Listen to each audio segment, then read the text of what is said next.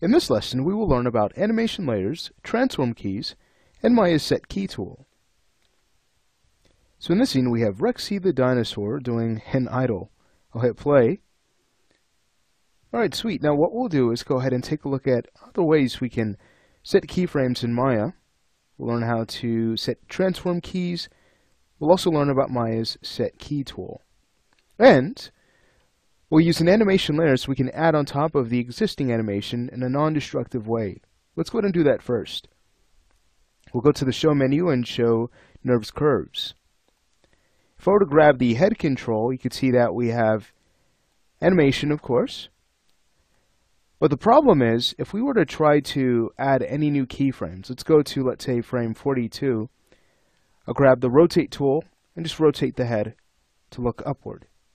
You'll notice that once we start to scrub through, you'll see that the head will continue to pop because of this new key.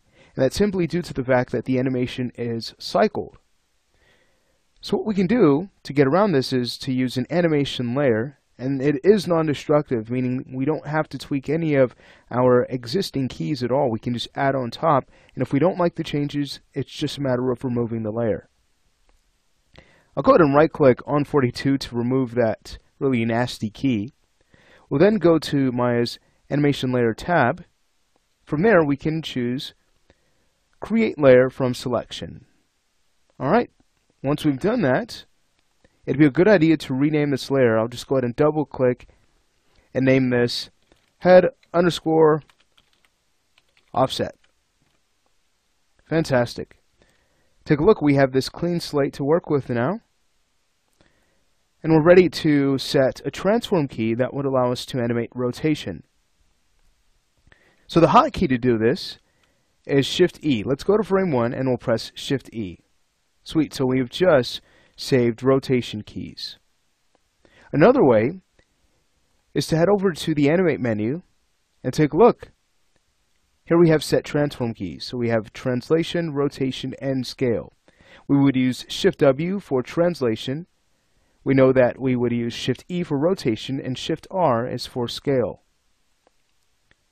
Let's say we go ahead and decide the moment when Rexy should look to, let's say it's left or right. Let's say we go ahead and have him look screen right. Almost like he has spotted his friend. Now if I were to go to frame 20 and rotate his head in that direction, I have auto key on, so that should save the pose automatically for us. Let's see what happens when we start back the animation and hit play. You'll notice that Rexy's going to turn his head, and it's no longer going to pop as it did before because we're working on an entirely new layer. How cool. If you find that the timing is a bit too slow, you might consider taking the key on 1 and maybe delaying that a few more frames just so that we can shorten the distance between this pose and the pose on frame 20. So let's do this. We'll hold down Shift and we'll click to grab the key on frame 1. We'll now left click and drag over to about frame 10. Now when we hit play, take a look. Rexy's going to look forward for a few frames and then he's going to shift his head. And that timing is a bit more believable, I feel. Sweet. We've also given the audience enough time to see the head turn. If it happens too soon, well then that idea is lost. Alright, great. So we've learned how to set transform keys. We've also learned how to work with animation layers. Now I'd like to go ahead and point out the set key option box. If we were to go to the Animate menu, take a look. Here's the set key tool, and we would use S to use it. Let's go to the option box though, just to take a look at our preferences. So as of right now, with the S key, we would save keyframes on all keyable attributes and all manipulator handles. So that's all transform channels and all keyable attributes. I really enjoy using these when it's time to save an entire pose, just to make sure that nothing is lost in that pose when I'm blocking in animation. But then once I'm ready to start adding more polish, I might go ahead and revert to the transform key tool, or we can just come to the channel box. We've learned this already. We can right click and choose key selected. And then we also have auto key that does a great job at only keyframing modified values, so we don't have to worry about keyframing every single keyable channel or all manipulator handles at that point. It's just a change in value that it will save.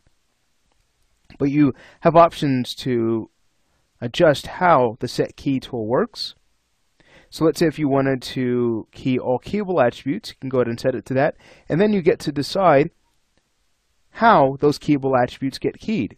So right now it's set to all keyable, meaning, again, everything that's keyable will be able to receive a keyframe. But what if we switch to from channel box?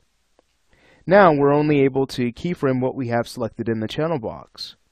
So if I only wanted to keyframe, let's say, the translate Z channel, we could have a look at that. I'll choose set key on frame 1 and take a look. We now have a key there.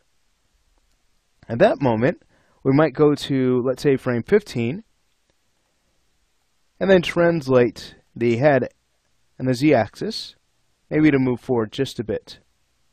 If you need to, you can go ahead and grab your move tool. Let's go ahead and hold down the W key and the left mouse button to quickly get to the settings of the move tool.